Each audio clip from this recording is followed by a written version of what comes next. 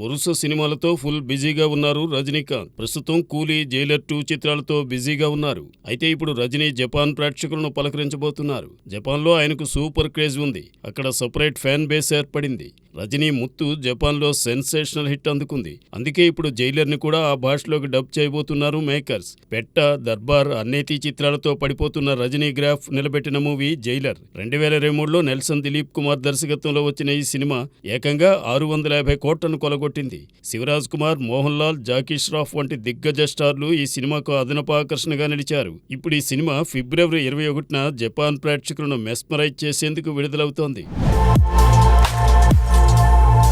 Bollywood star hero Salman Khan, Sanjay Dutt మరోసారి silver screen పై సందడి చేయబోతున్నారు. అయితే బాలీవుడ్ మూవీలో కాదు, హాలీవుడ్ సినిమాలో అత్యంత భారీ బడ్జెట్ తో తెరకెక్కుతోన్న అమెరికన్ థ్రిల్లర్ మూవీలో గెస్ట్ అపీరెన్స్ ఇవ్వబోతున్నారు. సినిమాలో వచ్చే అత్యంత కీలకమైన సీక్వెన్స్ లో కనిపించబోతున్నారట ఈ సీనియర్ స్టార్స్. ఇప్పటికే సౌదీలో ఈ ఇద్దరిపై సీన్స్ షూట్ చేస్తున్నట్లు సమాచారం తెలుస్తోంది. ఈ విషయాన్ని అత్యంత గోప్యంగా ఉంచుతున్నారు మేకర్స్. సల్మాన్, సంజయ్లకు బాలీవుడ్ లోనే కాదు, మిడిల్ ఈస్ట్ లో కూడా మంచి క్రేజ్ ఉంది. అక్కడ సల్మాన్ సినిమాలు మిలియన్ కలెక్షన్స్ రాబడతాయి. ఇప్పుడు ఈ క్రేజ్ నే క్యాష్ చేసుకోవాలనుకుంటోంది హాలీవుడ్. గ్లోబల్ ఆడియన్స్ ను అట్రాక్ట్ చేయడానికి ఈ హీరోలను ఫీల్డ్ లోకి దింపుతోంది.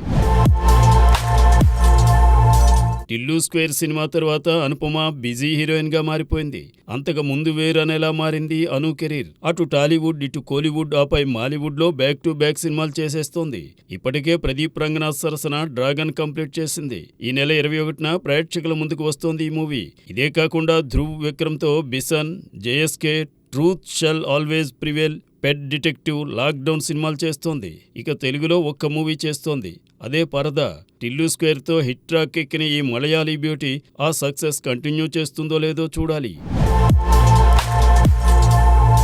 గత కొన్నేళ్ల నుంచి ఫ్లాపులతో ఇబ్బంది పడుతున్న విజయ్ ప్రస్తుతం గౌతమ్ తిననూరి దర్శకత్వంలో కింగ్డమ్ అనే మూవీ చేస్తున్నాడు. శ్రీకర స్టూడియోస్ సమర్పణలో సితారా ఎంటర్టైన్మెంట్స్, ఫార్చ్యూన్ 4 సినిమాస్ సంయుక్తంగా నిర్మిస్తోంది. ఇక తాజాగా ఈ సినిమా నుండి విడుదలైన టీజర్ ఎలాంటి రెస్పాన్స్ అందుకుందో చూశాం.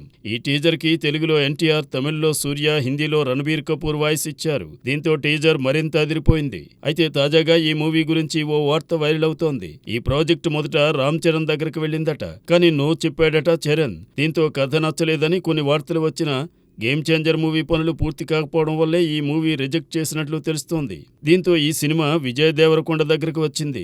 ఇందులో ఎంతవరకు నిజం ఉందో తెలియదు, కానీ ఈ వార్త వైరల్ అవుతోంది. ఇక ఈ సినిమాలో విజయ్ లుక్ ఎంతో డిఫరెంట్ గా ఉంది.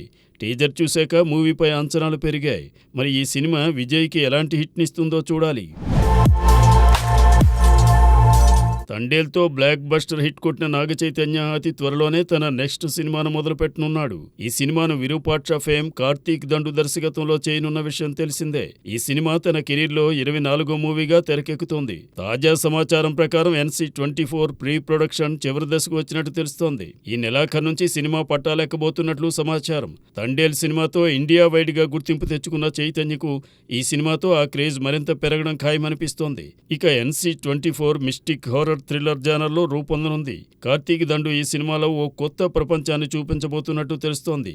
దానికోసం ఆర్ట్ డైరెక్టర్ నాగేంద్ర ఇప్పటికే స్పెషల్ సెట్స్ ను కూడా నిర్మిస్తున్నాడట. మీనాక్షి చౌదరి హీరోయిన్ గా నటిస్తున్న ఈ సినిమాను శ్రీ వెంకటేశ్వర సినీ చిత్ర మరియు సుకుమార్ రైటింగ్స్ బ్యానర్లు సంయుక్తంగా నిర్మించనున్నాయి. ఈ సినిమాకు అజనీష్ లోక్నాథ్ సంగీతం అందిస్తున్నాడు.